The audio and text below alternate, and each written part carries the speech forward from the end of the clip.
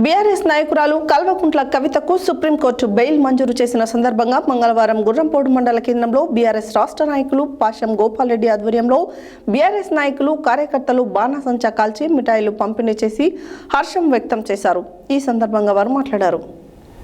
BRS నాయకురాలు Kalvakuntla కవితకి supreme court bail మంజూరు చేసిన సందర్భంగా మంగళవారం గుర్రంపోడు మండల కేంద్రంలో బీఆర్ఎస్ రాష్ట్ర నాయకులు పాషం గోపాల్ రెడ్డి ఆధ్వర్యంలో బీఆర్ఎస్ నాయకులు కార్యకర్తలు బాణసంచా కాల్చి మిఠాయిలు పంపిణీ చేసి హర్ష వ్యక్తం చేశారు. ఈ కార్యక్రమంలో బీఆర్ఎస్ మండల యువజన ప్రధాన కార్యదర్శి వేముల యాదయ్య, బీఆర్ఎస్ నాయకులు ఐతగోని కృష్ణగౌడ్, మేక రఘుపతి రెడ్డి, కానూరి సైదిరెడ్డి, నాగార్జునాచారి, షేక్ ఇస్మాయిల్, శ్రీనివాస్చారి, పరిపూర్ణాచారి, ఐతగోని కృష్ణగౌడ్, కుమార్, ముడుసు నిశాంత్, నల్లరాములు తదితరులు పాల్గొన్నారు. కేసీఆర్ గారి కూతురు కవితమ్మ గారు మార్చి 15కు జైలు పోవటం జరిగింది. నేరానికి పోవటం జరిగింది. అప్పుడు కేసీఆర్ గారు కూడా చెప్పారు, నా కూతురు పరిగణించి నాకు వస్తుందని చెప్పడం జరిగింది. అలాగనే అమ్మోడు చెప్పడం జరిగింది. భయపడకుండా తాట చెప్పడం పోయింది. నేను వస్తా ధైర్యంగా మంచిగా వస్తా భయంగా అని చెప్పుకోవడం జరిగింది. అలాగనే 5 నెలల 15 రోజులకు కూడా ఆమెకు ఈరోజు సుప్రీంకోర్టు తీర్పు వారు తీర్పించడం జరిగింది.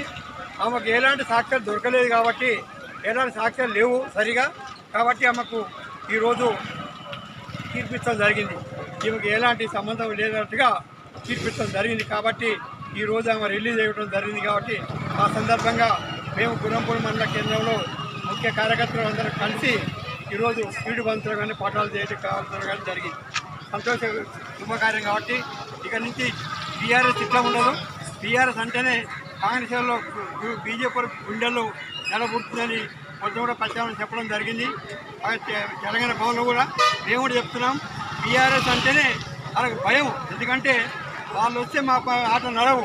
ఇప్పుడు ఈ మోసం చేసేందుకు చేసే రేవంత్ రెడ్డి గారు ఈ లెక్కన చాలా మోసాలు చేయడం జరిగింది. కాబట్టి ఈరోజు ఇక్కడి నుంచి మా కేసీఆర్ గారు విద్య లేనందువల్లనే కొన్ని విషయాలలో ఎక్కువ చూడలేకపోయింది. కాబట్టి ఇక నుంచి వేరే ఉంటుంది.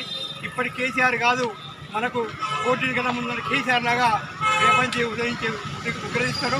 కాబట్టి దయచేసి అందరం కూడా కార్యకర్తలము మన పార్టీకి ఎవరు వచ్చినా ఎవరు ఏం సమాధానం చెప్పినా అందరూ పాల్గొని ఇట్లనే ఏ ప్రయత్నం చేయాలని కోరుకుంటున్నాం.